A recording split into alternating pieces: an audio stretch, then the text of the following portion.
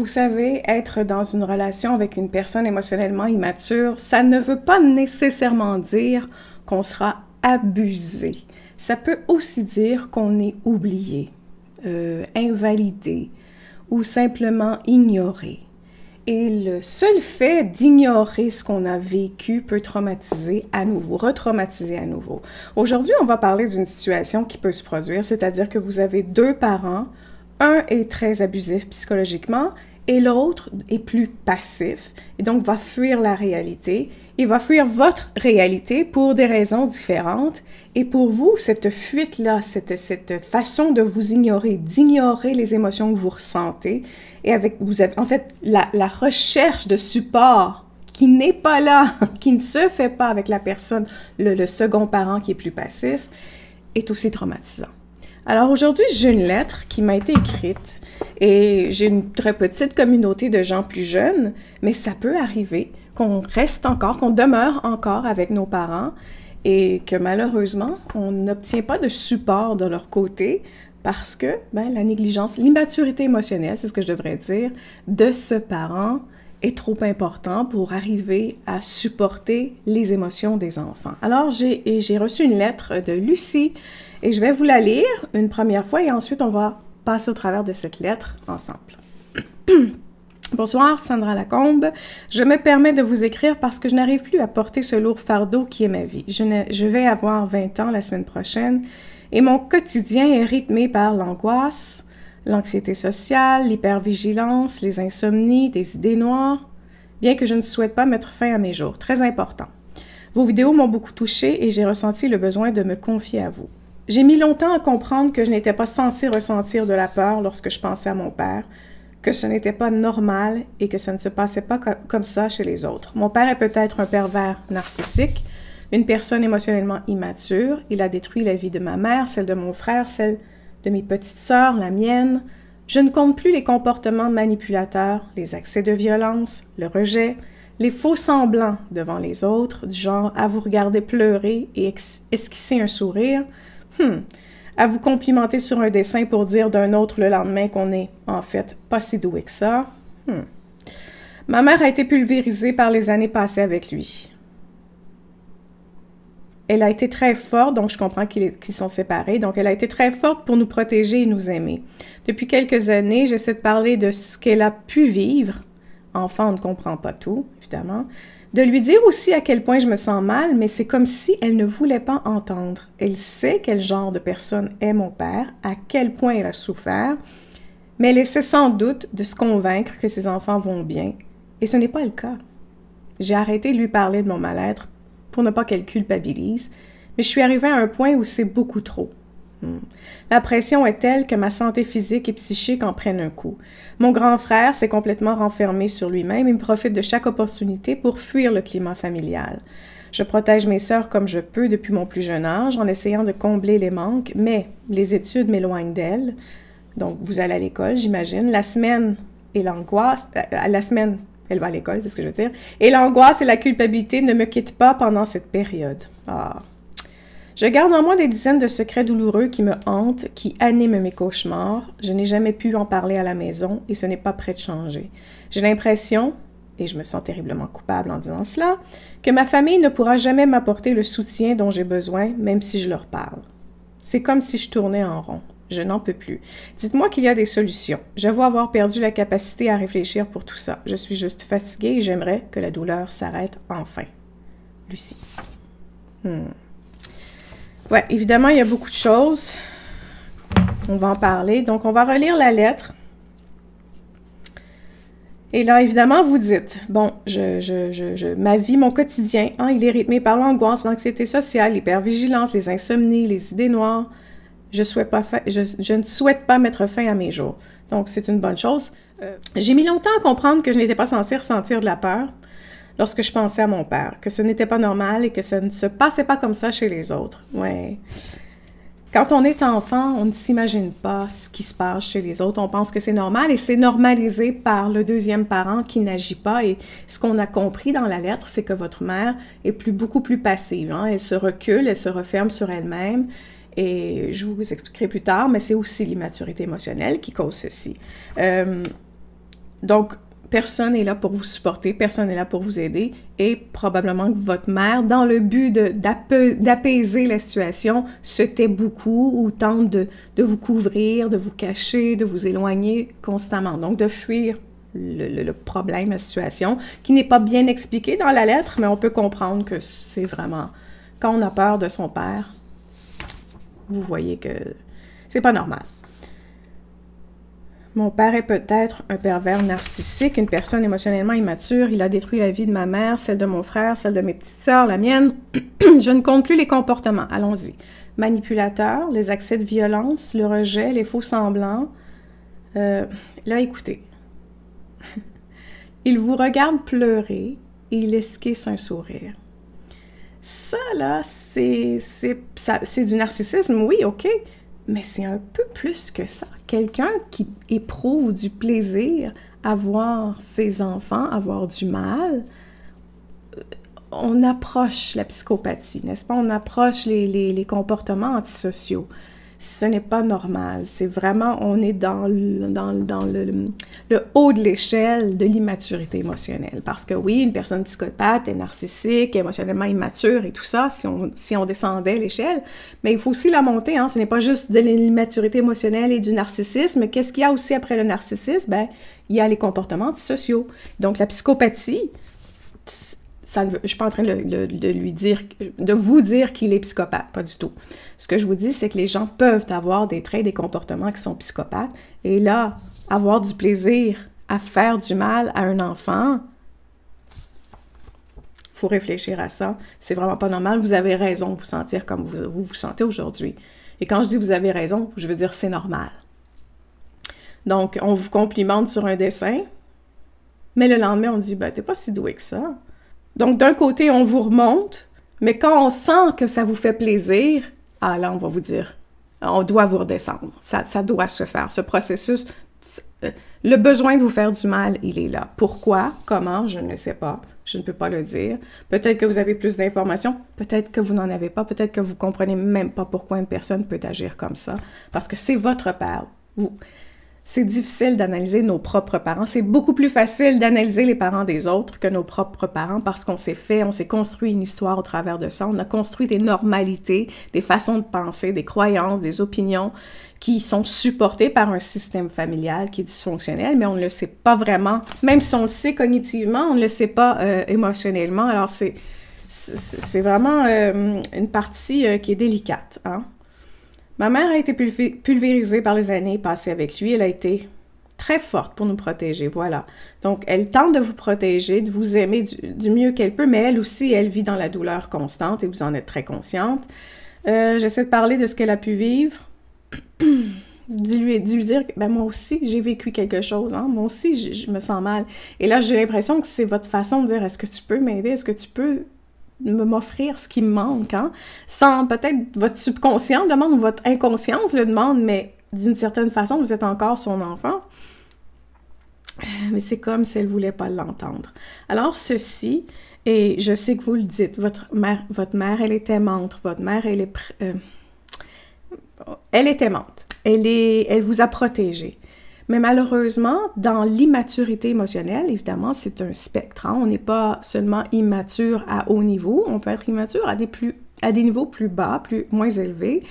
Et dans ces niveaux plus bas, moins élevés, on retrouve une espèce de passivité.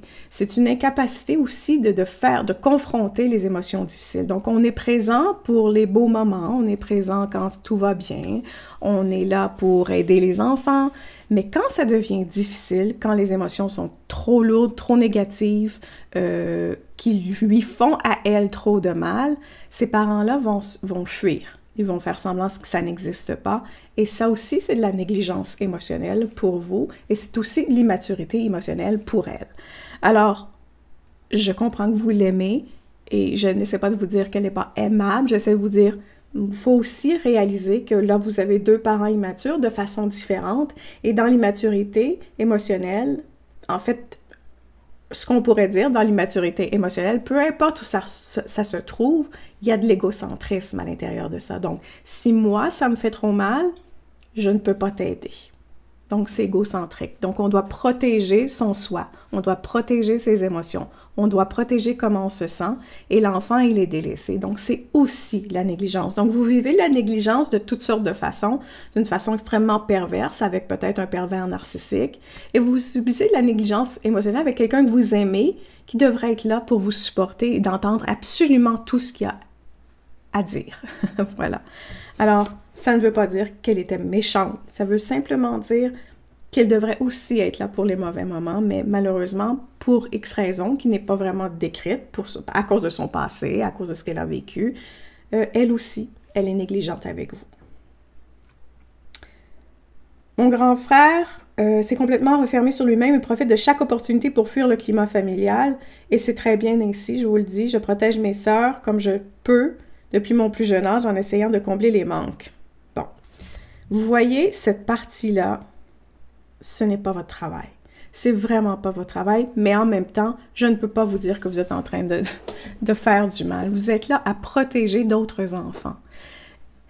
C'est un... Quand on est un enfant négligé émotionnellement, on devient un enfant et un adulte qui oublie ses propres émotions, qui oublie ce qu'il ou elle ressent, et on se met de côté et on ne se comprend pas très bien. Mais étrangement, on se met à comprendre tous les autres et on se met à être présent pour les autres. C'est étrange. Donc, c'est une beauté, mais en même temps, c'est un mal pour soi. Alors, je ne peux pas dénigrer ce que vous faites. Je ne peux pas dire que c'est mal ce que vous faites. Par contre, ce n'était pas votre travail et donc, par-dessus tout ce que vous avez vécu, nécessairement, c'est un double négligement, je vais le dire de cette façon-là, là, mais c'est encore de la négligence émotionnelle pour vous, parce que vous devriez être seulement un enfant qui est en train d'apprendre à s'épanouir, à devenir un adulte, à apprendre ce qu'elle aime, ce qu'elle veut, ce qu'elle désire, comment s'exprimer, comment se faire entendre dans ce monde, comment être créatif, comment évoluer. C'est votre seul travail dans ce monde. Oui, c'est un monde difficile, avec des situations qui ne conviennent pas toujours à tous, mais votre travail principal d'enfant, c'est d'être un enfant. Et là, vous êtes devenu un adulte très jeune parce que vous jouez le rôle du parent. Donc, vous êtes négligé constamment de tous les côtés. Alors, je vous dis pas d'arrêter de protéger vos sœurs, pas du tout. Je comprends pourquoi vous le faites. Probablement que je ferai la même chose. Mais j'essaie de vous faire voir, parfois quand on prend conscience de quelque chose, et je pense que vous avez déjà fait le travail un peu de prendre conscience de ceci, quand on se met à agir dans la vie, quand on se met à faire face aux situations, on se rend compte « Ah, je suis en train de jouer le rôle du parent et ce n'est pas mon rôle de faire ceci. » Donc, quand on en est conscient, parfois on stoppe certains comportements. Voilà. Bon, quand vous n'êtes pas là, parce que la semaine, les études m'éloignent. Donc, peut-être que vous allez à l'école plus loin, vous êtes moins présente à la maison, vous arrivez plus tard. Et là, vous angoissez, vous culpabilisez parce que vous jouez le rôle du parent. Parce que vous êtes, à vos yeux, et peut-être même à leurs yeux, une personne beaucoup plus sécuritaire que le reste de la famille. Donc, vous jouez ce rôle-là. Vous êtes en train de porter le chapeau qui ne vous appartient pas. Et quand vous ne pouvez plus jouer ce rôle-là parce que vous êtes aussi un enfant, ben là, vous culpabilisez. Je garde en moi des dizaines de secrets douloureux qui me hantent, qui animent mes cauchemars. Je n'ai jamais pu en parler à la maison et c'est pas prêt de changer. Donc, je ne sais pas ce que c'est.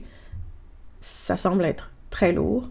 Et dans un cas comme celui-là, il faut absolument que vous ayez un endroit pour exprimer ceci, un endroit sécuritaire pour exprimer ceci.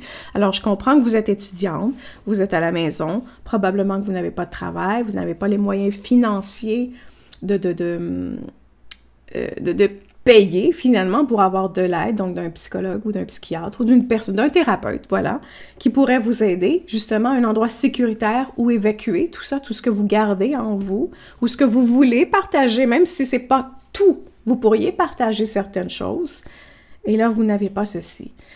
Je vous invite... En fait, je vais garder... à la fin, j'ai quelques conseils à vous offrir. Là, je vais vous expliquer ce qui serait bon de faire pour vous un peu plus tard. Alors, c'est ce que vous devriez faire, trouver un endroit sécuritaire pour une place que vous n'avez pas à la maison. Il n'y a personne, votre frère, c'est pas possible, il vit la même chose que vous.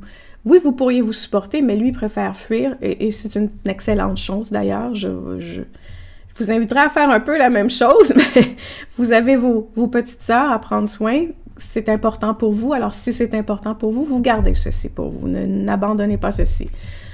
Vous dites, vous culpabilisez, vous vous sentez coupable, parce que votre famille ne pourra jamais m'apporter le soutien dont j'ai besoin, même si je leur parle.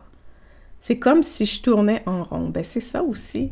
C'est ça parce que quand on est enfant, on recherche toujours l'attachement de nos parents. On recherche toujours un endroit sécuritaire dans nos parents parce que c'est le modèle familial. Nos parents doivent être notre sécurité. Et vous attendez toujours cette sécurité. Et c'est eux qui devraient l'apporter, mais c'est aussi eux qui ne vous l'apportent jamais. Alors, vous tentez de trouver la sécurité du support, d'être entendu, d'être compris, d'être vu, d'être supporté, défendu aussi. Mais ça ne se produit pas. Alors, c'est normal de toujours chercher ceci et vous dites, ça ne va jamais arriver et vous avez raison. Et de prendre conscience de ceci à 20 ans, c'est extraordinaire et en même temps, c'est épouvantable. Je ne sais pas si vous comprenez, c'est extraordinaire de savoir, d'avoir l'esprit assez évolué pour conscientiser ceci, mais en même temps, on est un enfant jusqu'à 25-28 ans. Les gens vont me dire, non, c'est 18 ans. Non, non. Notre biologie est en développement jusqu'à 25-28 ans. On a besoin de ce support-là. Donc, c'est pas normal ce que vous vivez. Ou c'est normal dans une famille émotionnellement immature, mais c'est pas normal si vous voulez une vie saine. Alors, certainement, vous cherchez toujours ce soutien-là et vous allez devoir faire un deuil profond. Et j'ai comme un côté positif dans toute cette négativité-là, dans cette idée négative, dans la situation qui est négative, c'est de savoir ceci à 20 ans. Je ne le savais pas à 20 ans. Je veux dire, j'étais capable d'exprimer ma colère, ma rage, ma frustration, de dire que mes parents étaient vraiment mauvais, mais c'est tout. Il n'y avait aucune autre prise de conscience. J'étais juste en colère. Donc, une tape sur l'épaule, je pense, pour vous, de savoir ceci. Bon, c'est sûr que c'est plus facile aujourd'hui avec Internet, la mondialisation de l'information et tout ça, que ce l'était il y a 25 ans, 30 ans. Mais, bravo, chapeau.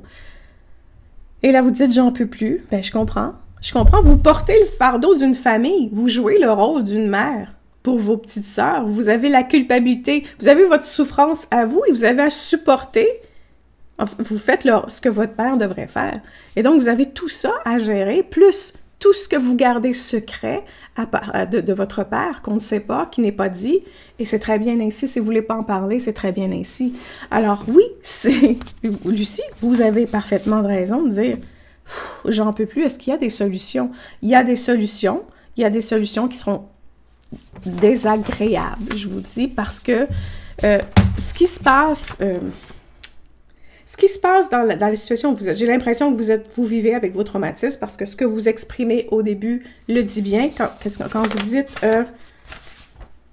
l'angoisse, l'anxiété sociale, l'hypervigilance, l'insomnie, les idées noires. Écoutez, si ce n'est pas des traumatismes, je ne sais pas ce que c'est.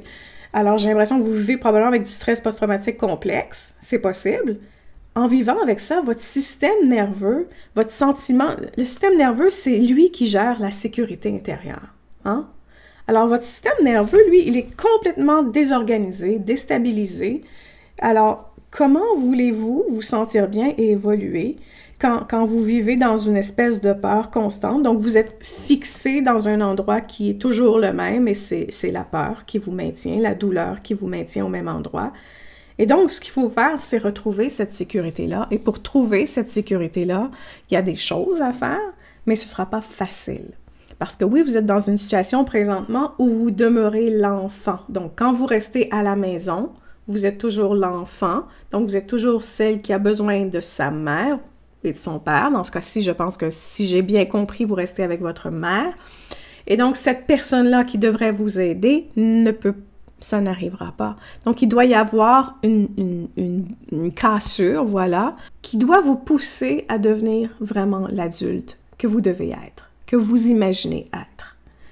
Et vous allez devoir trouver comment. vous n'êtes pas obligé d'être avec vos parents tout le temps. Je ne sais pas ce qui se passe avec votre père, si vous le voyez ou non, mais votre mère, vous la voyez, d'après moi, vous habitez encore avec elle. Donc, vous n'êtes pas obligé de toujours être avec elle quand ça vous fait très mal. Donc, vous l'aimez, je ne pense pas que ce soit une difficulté dans votre tête.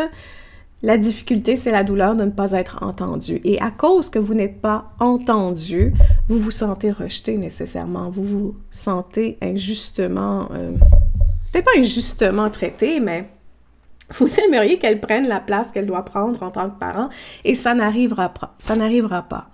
Et il vient un temps où c'est jeune pour y penser à 20 ans, et c'est malheureux de devoir y penser à cet âge-là, mais vous allez devoir dire « fuck it, je dois devenir un adulte ».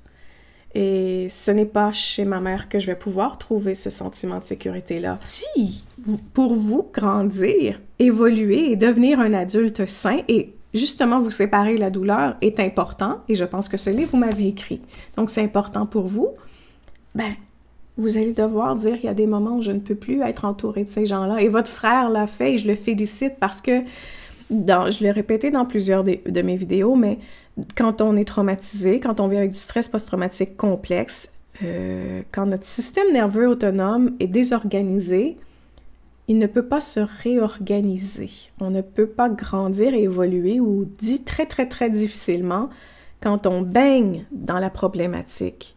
Et votre grande douleur, présentement, c'est de ne pas être capable de pouvoir verbaliser dans un environnement sécuritaire où vous seriez compris, entendu et aimé de cette façon-là, et approuvé aussi.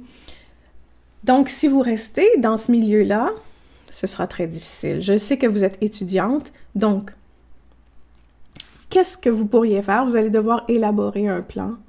On va en parler plus tard, là, mais vous allez devoir élaborer un plan sur ce que vous êtes prête à faire, comment, quand, avec qui, qu'est-ce que vous allez faire pour justement devenir l'adulte que vous voulez. Et que ça peut se faire, vous n'êtes pas obligé de déménager. Vous pouvez faire ce plan même à la maison. Donc, au lieu de suivre votre mère et vos petites sœurs chez, je sais pas, chez l'ami de votre mère ce soir-là, ben vous pouvez dire « Ah, je dois étudier », même si c'est faux. Et garder ce moment-là pour décompresser, trouver un endroit plus sécuritaire où vous ne vous sentez pas refusé. Voilà. Donc, c'était une idée comme ça au passage. Là, je ne peux pas vous... Évidemment, c'est une lettre de quelques mots, donc je ne peux pas élaborer pleinement. Donc, c'est des opinions que je dis. Aussi, ne tentez pas, je sais que vous tentez d'avoir des discussions avec votre mère, ne tentez pas de la raisonner. Une personne émotionnellement immature, son premier défaut, sa première difficulté, c'est de comprendre les émotions des autres. Ils n'y arrivent pas. Donc, ils ne sont pas capables de se remettre en question par rapport aux émotions des autres. C'est ce que je devrais dire un peu. C'est plus ça le problème. L'espèce d'introspection ne se fait pas. C'est la difficulté principale. Donc, quand vous tentez de la raisonner cognitivement ou par des émotions ou par la façon dont vous vous sentez, il n'y a pas de connexion qui se crée correctement ou sainement ou linéairement, ça ne se fait pas. Il n'y a pas de « OK, tu vis ça, donc je comprends que tu as besoin d'aide. Attends, je dois t'écouter. » Ça ne se fait pas. Donc, elle retombe dans son système nerveux désorganisé et ses habitudes et ses mécanismes de défense, là où elle repousse la négativité émotionnelle. Et là, je ne sais pas ce qu'elle fait, là, mais c'est vous qui le savez. Est-ce qu'elle se recule? Est-ce qu'elle change de pièce? Est-ce qu'elle vous dit d'arrêter de parler? Donc, elle va réutiliser les mêmes techniques pour vous éloigner parce qu'elle ne peut pas faire ça.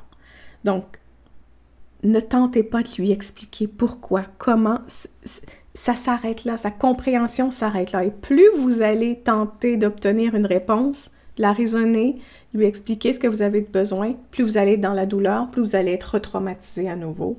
Donc, je vous conseille fortement encore une fois, de devenir rapidement adulte à ce niveau-là, ou du moins, c'est peut-être pas les bons mots, là, de faire vraiment un deuil de ceci. Même si c'est pas à vous de faire ça à cet âge-là, mais malheureusement, vous allez devoir le faire. Vous avez 20 ans maintenant, donc la compréhension se fait. Et votre compréhension se fait beaucoup plus que moi, elle s'est faite. Donc, vous allez devoir dire, OK, elle ne changera pas.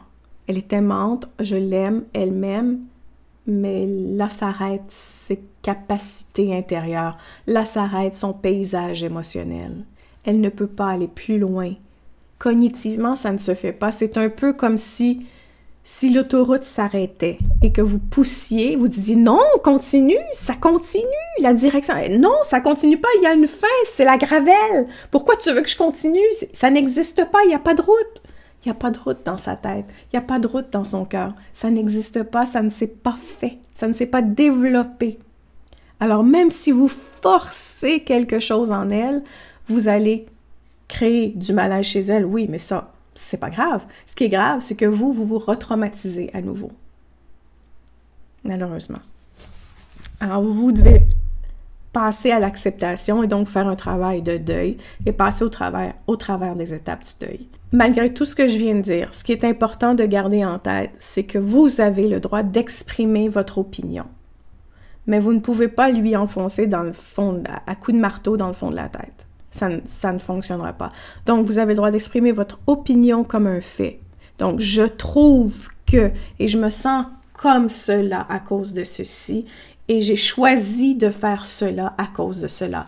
Vous n'attendez aucune réponse. Vous exprimez ce qui est bon pour vous. Et le fait de mettre un terme à ceci, donc de ne pas engager le dialogue, de ne pas attendre quelque chose émotionnellement, un retour émotionnel, de mettre un terme à votre décision, fait en sorte que vous vous prenez en main. Plutôt que d'attendre à dire « Comment je vais me sentir selon sa réponse à elle? » Là, vous êtes émotionnellement immature.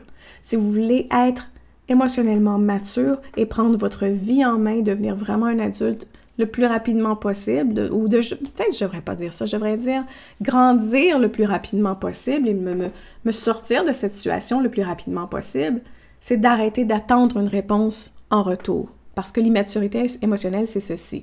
Donc, si je dis ce que je dis et que sa réponse, elle est comme je m'attends, je vais me sentir bien et là, je vais être soulagée. Donc, ça ne fonctionne pas comme ça, la vie. La vie, c'est vraiment de prendre une décision pour soi. Et la réponse extérieure n'est plus importante. Voilà. Elle serait importante, mais dans la problématique d'une immaturité émotionnelle, c'est peine perdue, vous allez vous faire du mal. C'est ce que je veux dire.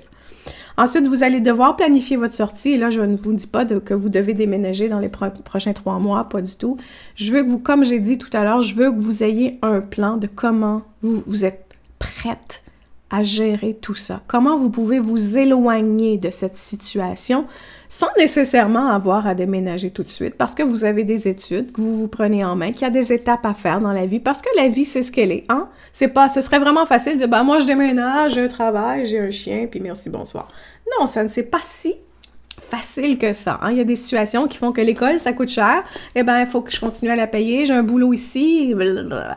Alors, dans cette idée-là, vous devez vraiment dire, bon, qu'est-ce que je peux faire dans la situation actuelle? Et je sais que vos sœurs sont importantes, donc ce sera difficile de vous en éloigner.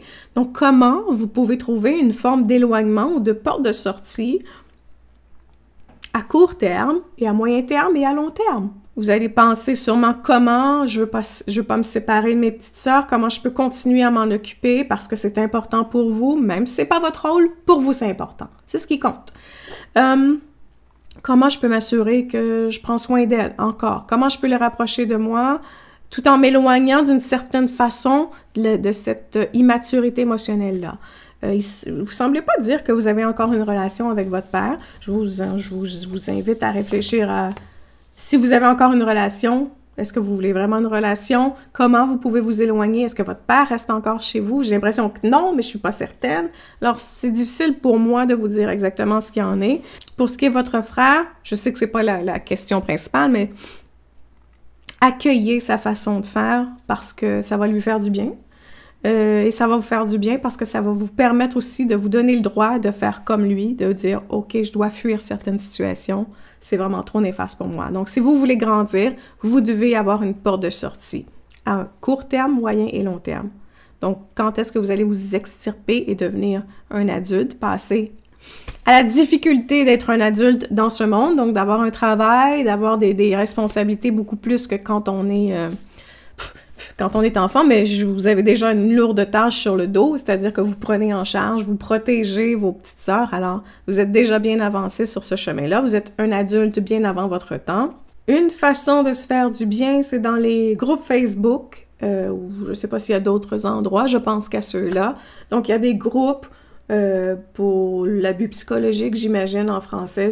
Je travaille plus en anglais, j'étudie plus en anglais, je suis plus américanisée, alors je m'y connais pas trop en France ou ailleurs dans le monde, mais il y a des groupes d'entraide. Vous avez seulement le premier truc que vous devez faire attention, c'est à l'immaturité émotionnelle qui est très présente dans ces groupes d'aide. Parce que, bon, quand on se retrouve dans l'abus psychologique, souvent c'est parce que notre immaturité émotionnelle n'est pas encore tout à fait développée. Donc, on fait attention.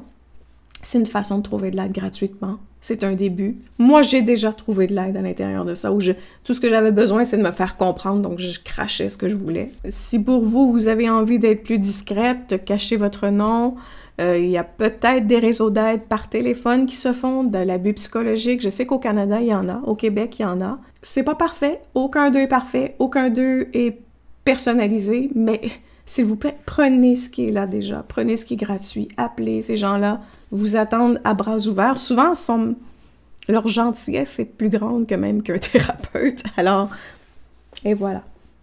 Donc, si jamais, comme Lucie, vous avez envie de savoir est-ce que j'ai été traumatisée dans l'enfance, est-ce que j'ai été négligée dans l'enfance, vous pouvez aller sur mon site web sandralacombe.com et faire les quiz qui s'y trouvent et vous aurez une réponse en quelques minutes.